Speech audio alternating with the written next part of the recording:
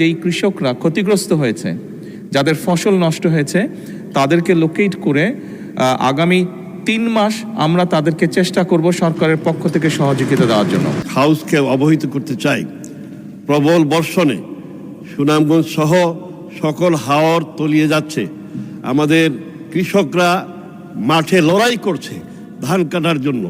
এ বিষয়ে সরকারের পক্ষ থেকে সর্বাত্মক সহযোগিতা করার জন্য আমি আপনাদের সকলের দৃষ্টি করছি, বিশেষ করে মাননীয় প্রধানমন্ত্রী মহোদয়ের দৃষ্টি আকর্ষণ করছি। প্রশ্ন করুন।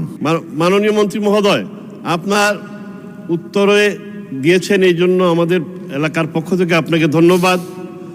আমরা আর 3টি ব্রিজের কথা বলেছি, সেই ব্রিজের ব্যাপারে আপনাকে আমি চিঠি দিব, দয়া করে এই বিষয়টি গুরুত্ব দিবেন, এই বিষয়ে আশ্বাস দিবেন। ধন্যবাদ।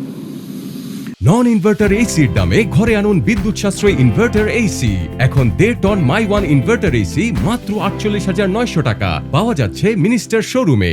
মাননীয় প্রধানমন্ত্রী।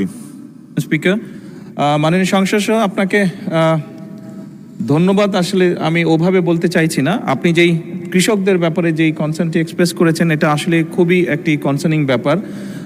গত 3 দিন আগে আবহাওয়া রিপোর্টের উপরে ভিত্তি করে আমি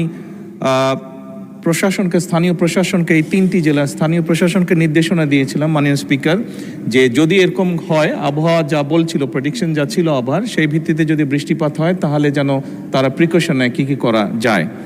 আজকে সকালে এই সেশন শুরু হবার আগেও আমি দুর্যোগ ব্যবস্থাপনা মন্ত্রী ওনার সাথে আমি কথা বলে এসেছি এবং নির্দেশনা দিয়ে এসেছি যে সকল এই 3টি জেলার সহ ময়মনসিংহেরও কিছু অঞ্চল এই সমস্যার সম্মুখীন হয়েছে প্রবল বর্ষণে, এই এলাকাগুলোতে যেই কৃষকরা ক্ষতিগ্রস্ত হয়েছে, যাদের ফসল নষ্ট হয়েছে, তাদেরকে লোকেট করে আগামী 3 মাস আমরা তাদেরকে চেষ্টা করব সরকারের পক্ষ থেকে সহযোগিতা দেওয়ার জন্য।